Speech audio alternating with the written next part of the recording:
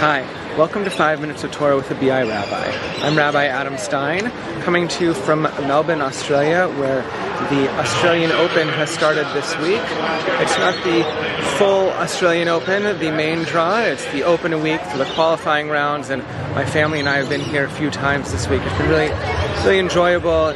Not too hot like last week, but I know for many of you watching in Vancouver, it's been the cold winter, not the hot summer. But whether it's the cold winter or the hot summer or good times or difficult times, one thing that we do as human beings is to think about our fellow human beings and the difficulties that they might be going through. The good times too, but the difficulties are what we often think about, and how we might be able to relate to them and help. This week, certainly thinking of those in Iran with the protests going on.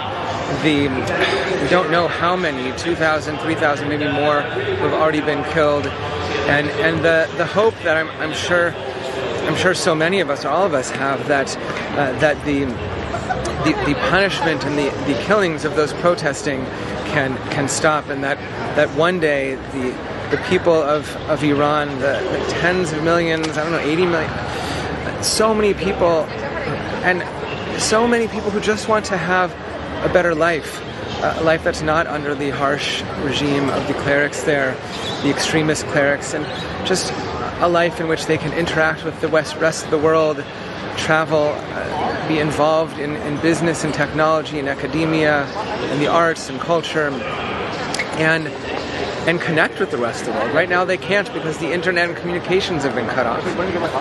So we often think to ourselves, I'm sure many of you do as I do, how can we help?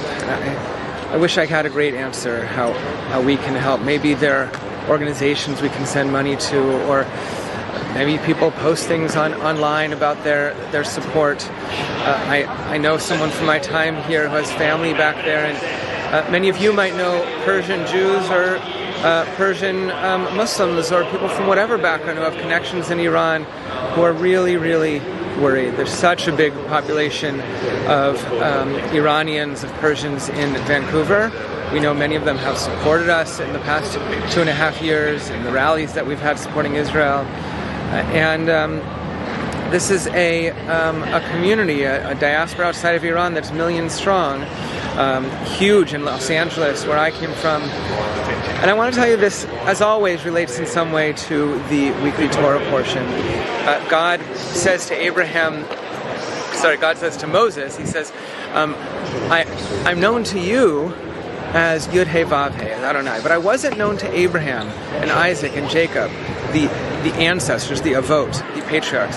I wasn't known as Yud He Vav He, as Adonai, Hashem. Now, it's sort of strange because they did know God's name, Yud He Vav He. But what Rashi explains, the most famous commentator, and so many commentators before and after him take this same path, saying that what God means is not that he didn't make known his actual name, Yud He Vav He, but that he didn't make known to them the quality that's associated with that name, the quality of amitut, of faithfulness, of real utter truthfulness.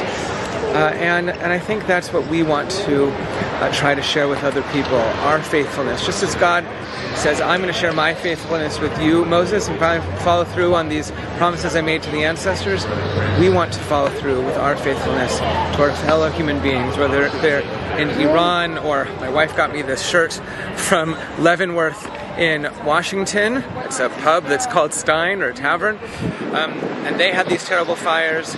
Wherever people are who are going through difficult times, our hearts get pulled, and we want to be faithful with them. So let us hope that we can find some way to do that in the coming week.